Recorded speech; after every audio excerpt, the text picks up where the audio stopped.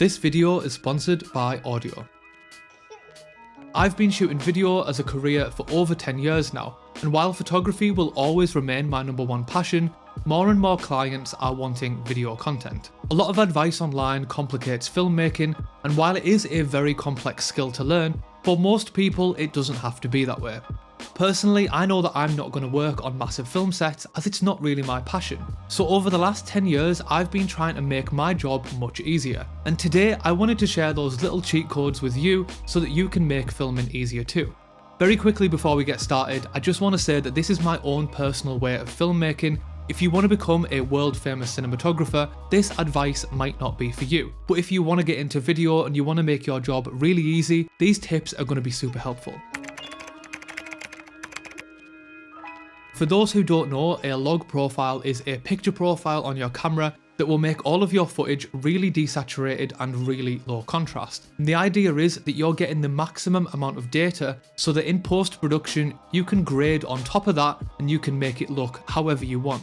But the problem with log footage is if you're not very good at colour grading or you don't know exactly how to shoot it, you're going to have a really hard time making it look even just like normal video footage. Your footage is going to look washed out and it's overall going to look pretty unprofessional.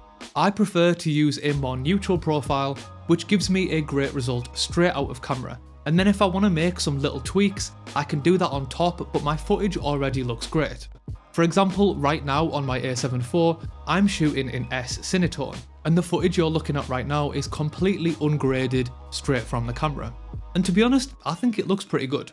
Now if you don't have a Sony camera with S Cinetone, you can use one of the neutral picture styles which will be built into your camera. For example, on the Sony A7 III, you can use the autumn leaves picture profile and you can reduce the contrast and saturation just slightly. If you shoot Canon, you can use the neutral profile, and if you shoot on Fujifilm, you can use any of the built-in film simulations. This will give you a really nice look straight out of camera.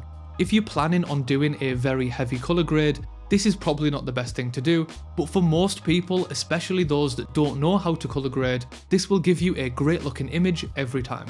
It's also very easy to add a light grade to footage that has been shot this way. For example, here's some footage that I shot at a recent wedding. I've graded this and I've also used Film Convert and Dehancer on top of the footage, and the footage holds up really great. You really don't need to shoot in log unless you're doing some absolutely crazy mad colour grade. Next, let's talk about my approach to white balance. It is true that if you want the simplest solution, you can use automatic white balance. However, if this changes mid-shot, it honestly looks pretty awful. As a general rule, I only really use 3 white balances. The first one is if I'm outside, I will use cloudy. I even use this on a sunny day just because I like my footage to be a little bit warmer. I find that having my white balance set to cloudy means that if the sun is out, everything looks really warm, and if the sun goes in, everything looks pretty neutral. If I'm inside a room with a lot of light coming through the windows, I will usually also use cloudy. However, if it looks a little bit warm on the back of my camera, I will switch to daylight. I also use daylight for if I'm under artificial light. If I'm in a room where the lights are very orange, the correct white balance to use would be something really cold to balance out the orange lights and make the light look white. But especially with filmmaking, I think it's really important to catch the ambience of the actual situation that you're filming in.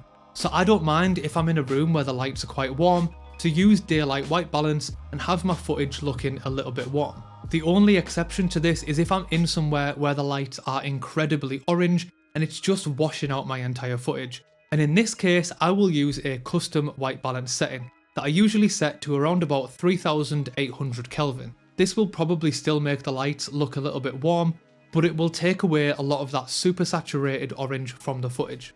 But generally, I just eyeball this on the back of my camera and I will set it to a value where it looks like how my eyes are naturally seeing the scene. So I will still make it quite ambient.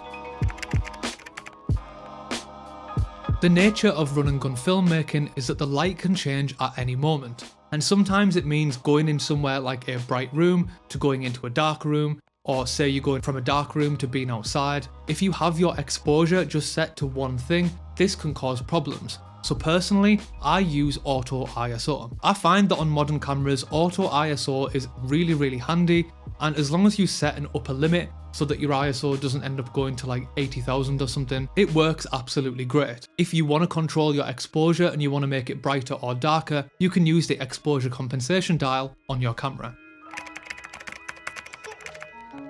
There's two parts to a video, what you are seeing and what you can hear. Having a good quality soundtrack and good quality sound effects can make the world of difference to your work. One of the things that I used to hate the most when I first started editing videos was finding songs for the background, and finding the right song for your project that's also royalty free is a huge, long, tedious process. But fear not, because the sponsor of today's video, Audio, has the perfect solution. Audio is an easy to use platform for finding and licensing great music and sound effects. This is not a site full of cheesy, royalty-free music, and it's not awful AI-generated music either. These are real songs created by real artists, and the license covers distribution on any platform, which means that you won't spend hours editing a video only for YouTube, Instagram, or TikTok to take it down. And the best part about it is how quick and easy it is to find exactly what you're looking for. You have these filters down the side, so you can sort by mood, you can sort by BPM or genre, and you can even choose the pattern of the energy that you want throughout the song. They also offer a new service called Link Match, where you can copy a link to a song from a music platform like Spotify, Apple Music, or YouTube, and the software will find similar songs with a similar vibe. If you'd like to save yourself a lot of time and stress, you can use my code below for 70% off your first year of Audio Pro, and this gives you full access to the entire music and sound effects library. So whether you're wanting a song for the background of your next video, or if you're wanting some sound effects to spice up your edits, Audio have the solution for you. Most people will tell you that a good all-round zoom like this 24-70 is the perfect lens for run and gun shooting. But if, like me, you prefer using prime lenses, you can use something called Super 35 mode on most modern cameras. What Super 35 mode is a feature that lets you crop into your image without losing any quality. So for example, this 28mm 1.4, if I use it in full frame mode, is a 28mm 1.4, but if I use it in Super 35 mode, I get the focal length of a 40mm lens. So every prime lens that I have effectively doubles up as two different lenses. Manual focus can be a little bit of a pain when it comes to filmmaking, especially on modern lenses where they have a focus by wire mechanism where effectively the focus ring is just like another button for your camera. You aren't actually turning anything inside the lens, you're just sending a message to the camera which tells the camera to focus the lens, and this isn't always linear, and this makes it quite hard to be super accurate with manual focusing. My approach to this is that I almost always use continuous autofocus, and I have my focus mode set on zone focusing. All I need to do is use the joystick on the back to select the general area of where I want my camera to focus, and my camera will do the rest of the work for me, especially if I have something like face detect on. On the newer Sony cameras especially, I find this to be incredibly accurate. However, if you are using an older camera, this might not be as accurate, but my advice to you would definitely be to give it a try.